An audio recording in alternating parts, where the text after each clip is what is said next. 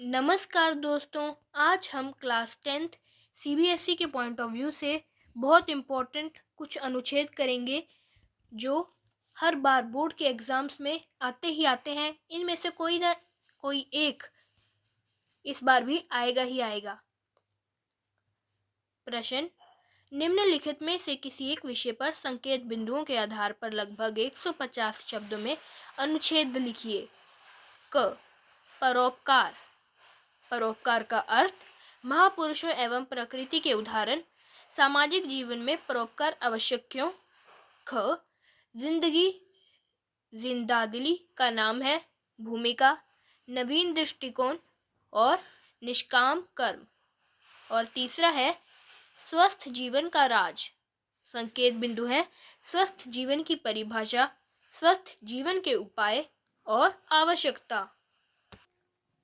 पहला अनुच्छेद है परोपकार। परोपकार शब्द का अर्थ है दूसरों का भला करना, अपनी चिंता किए बिना सभी के भले की बात सोचना, आवश्यकता अनुसार तथा यथाशक्ति दूसरों की भलाई के उपाय करना ही परोपकार कहलाता है। परोपकार के लिए व्यक्ति में त्याग की भावना होनी चाहिए। भारत में परोपकारी पुरुषों की कमी नहीं है। दधीची ऋषि ने मानव के कल्याण के लिए अपनी हड्डी तक दान दे दी थी।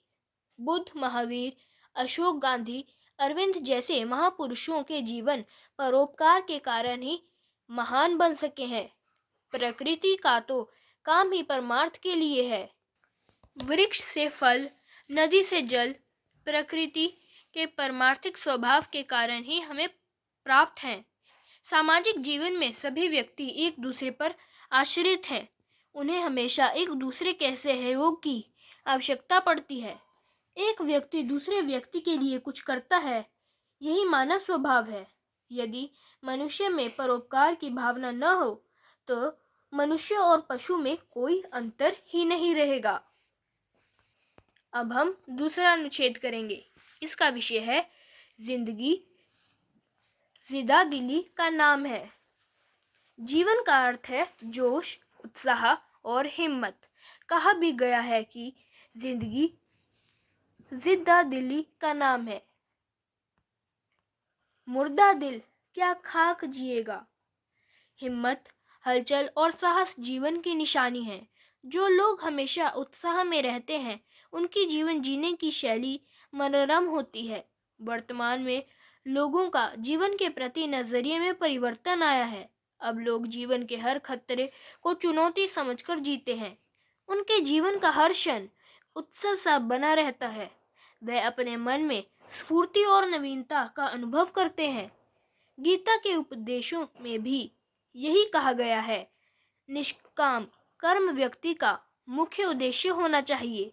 हम सभी जानते हैं कि किसी भी कर्म का फल अपने हाथ में नहीं है, इसलिए उसकी चिंता करना निरर्थक है। निष्काम कर्म व्यक्ति को हतोत्साहित नहीं होना देता है और वह कर्मठता से अपने कर्म क्षेत्र में डटा रहता है। एक बार चुनाव के समय नारा दिया जा रहा था कि अब की बारी अटल बिहारी।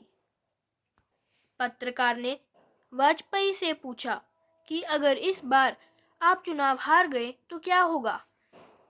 वाजपेयी जी ने तपाक से उत्तर दिया, तब नारा लगेगा, अगली बारी अटल बिहारी। यही निष्काम कर्म है और जिंदादिली का अद्भुत नमूना। अब तीसरा अनुच्छेद करेंगे, स्वस्थ जीवन का राज। सामान्यतः शारीरिक और मानसिक रूप से तंदुरुस्त व्यक्ति को स्वस्थ व्यक्ति कहा जाता है और उसके जीवन को स्वस्थ जीवन। लेकिन सही अर्थों में स्वस्थ जीवन का अर्थ व्यक्ति की क्रियाशीलता से है, जो तन मन से किसी कर्म में सतत लगा है। वही स्वार्थ जीवन है। खान पान का सीधा असर हमारे स्वास्थ्य पर पड़ता है। अतः स्वस्थ जीवन जीने के लिए संतुलित आहार लेना आवश्यक है। इसके अलावा पर्याप्त नींद स्वस्थ जीवन के लिए अत्यावश्यक है। रात को जल्दी सोना और सवेरे जल्दी उठना अच्छे मनुष्य के जीवन में बहुत जरूरी है। जो भी दिन भर का कार्य हो उसे खुश होकर करना चाहिए। मनुष्य के जीवन में स्वस्थ जीवन का बहुत महत्वपूर्ण स्थान है।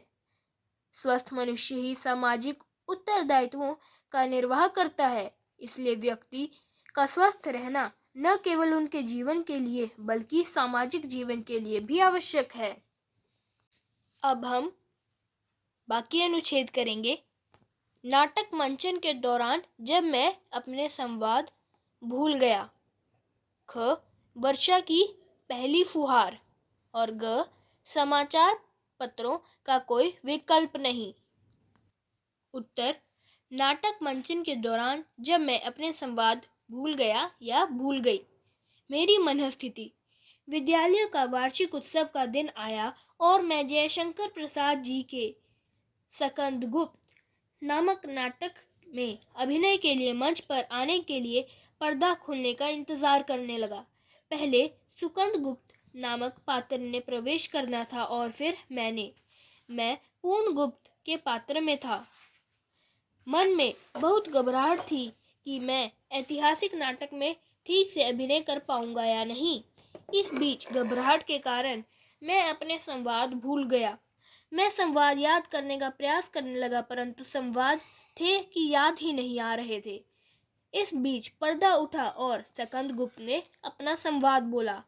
मैंने अपनी संपूर्ण चेतना का प्रयोग कर तत्काल मंच पर प्रवेश कर संवाद बोला, युवराज की जय हो। और फिर जैसे ही सकंदगुप्त ने अपना दूसरा संवाद बोला, मुझे अपने सारे संवाद याद आ गए और फिर तो मैं पूरे आत्मविश्वास से अभिनय करने लगा।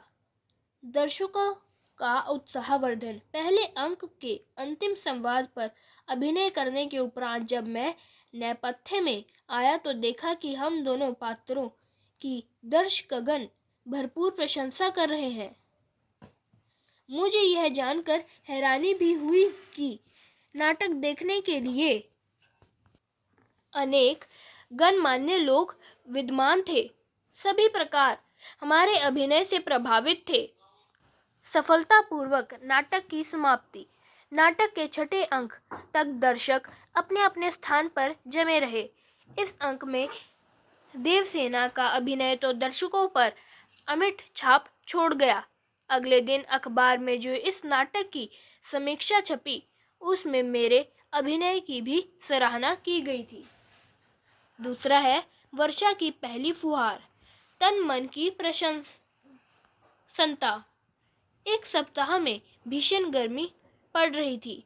लोग उमस और पसीने से लथपथ हो रहे थे और बहुत बेसब्री से बारिश का इंतजार कर रहे थे। काली भूरी बदलियां आंख मिचोली खेल रही थी। तभी अचानक तेज हवा चली और बूंदें टपकने लगी। तन मन आनंद मगन हो गया। प्रकृति द्वार वर्षा का स्वागत। जो बूंदें अभी कुछ क्षण पहले धीरे धीरे टपक रही थी वे अब मूसलाधार बारिश में परिवर्तित हो गई। पेड़ पौधों पर जब बारिश की बूंदें पड़ी तो वे प्रसन्नता से हिल हिल कर बारिश का स्वागत करने लगे। फूल भी मानो इस आनंदमय क्षण से प्रसन्न हो रहे थे। हरी हरी घास ऐसी प्रतीत हो रही थी जैसे उसने नए परिधान पहन लिए हों। आसपास का दृश्य अत्यंत मनमोहक लग रहा था। कुछ बच्चे बरसात में नहा रहे थे तो कुछ सड़कों पर भरे पानी में कागज की किश्तियां चला रहे थे। चारों ओर पानी था। कुछ समय बाद बरसात रुक गई और थोड़ी धूप खिल उठी। दूर आसमान की ओर ताका तो दिखा कि सतरंगी इंद्रधनुष निकल आया था। इस बारिश ने कई दिन से तपती धरती का हृदय शीतल कर दिया था। तीसरा, समाचार पत्रों का कोई विकल्प नहीं। जानकारी का सस्ता और सुलभ साधन। आज जहां टीवी के विभिन्न चैनल 24 घंटे खबरें उगल रहे हैं वहां समाचार पत्र आज भी सस्ता और सुलभ साधन है। केवल 4-5 रुपए में आप 15-20 पृष्ठों का समाचार पत्र खरीद सकते हैं और उसमें अपने नगर, राज्य, देश विदेश तक की मनपसंद खबर पढ़ सकते हैं। समाचार पत्रों से आप हर प्रकार की जानकारी हासिल कर सकते हैं। आप अपने लिए रोजगार तलाश सकते हैं, विवाह संबंधी जानकारी हासिल कर सकते हैं। ज्ञान विज्ञान, साहित्य, समाज, राजनीति, खेलकूद आदि ऐसे कौन सा विषय है जो समाचार पत्रों से अछूता रह सकता है। समाचार पत्रों के प्रकार। समाचार पत्र के अनेक प्रकार हैं, दैनिक, साप्ताहिक, पाक्षिक, मासिक आदि। आजकल तो हम समाचार पत्र कंप्यूटर और मोबाइल फोन पर भी पढ़ सकते हैं। देश के लगभग सभी खबर आज इंटरनेट पर मौजूद है।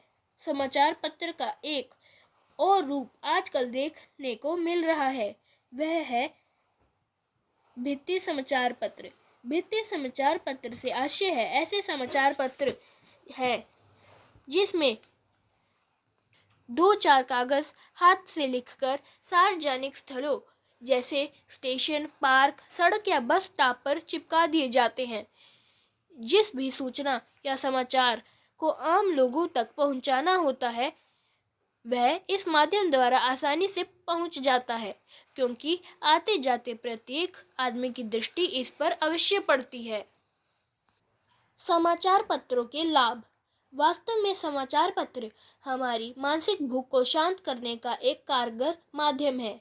हालांकि यह काम इलेक्ट्रॉनिक मीडिया भी करता है, परंतु उसमें एक ही खबर को इतनी बार अलग अलग प्रकार से दोहराया जाता है कि दर्शक उब जाता है, और जबकि समाचार पत्रों में खबरें विविधता और विस्तार से इतने आकर्षक ढंग से सज्जित की जाती हैं कि पाठक उनको बिना पढ़े नहीं छोड़ता। आज समाचारों को देखने के चाह रेडियो, दूरदर्शन, मोबाइल, इंटरनेट आदि कितने ही विकल्प क्यों ना हो, पर सच तो यह है कि समाचार पत्रों का आज भी कोई विकल्प नहीं है। धन्यवाद।